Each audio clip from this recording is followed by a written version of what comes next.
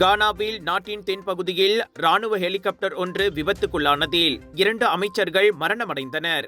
தற்காப்பு அமைச்சர் எட்வர்ட் ஒமானே போமா மற்றும் சுற்றுப்புற அறிவியல் தொழில்நுட்ப அமைச்சர் இப்ராஹிம் முர்தாலா முஹம்மட் ஆகியோருடன் 3 இதர பயணிகள் மற்றும் ஹெலிகாப்டரின் 3 ஊழியர்களும் இந்த விபத்தில் கொல்லப்பட்டதாக கானா அதிபர் அலுவலகம் வெளியிட்ட அதிகாரப்பூர்வ அறிக்கையில் தெரிவிக்கப்பட்டது.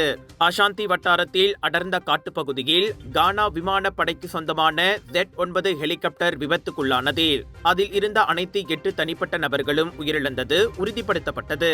அந்த காட்டின் மையப்பகுதியில் ஹெலிகாப்டரின் உடைந்த பாகங்கள் எரிந்து கொண்டிருந்ததை விபத்து நிகழ்ந்த இடத்தில் கைத்தொலைபேசியில் பதிவான காணொளியில் காண முடிந்தது.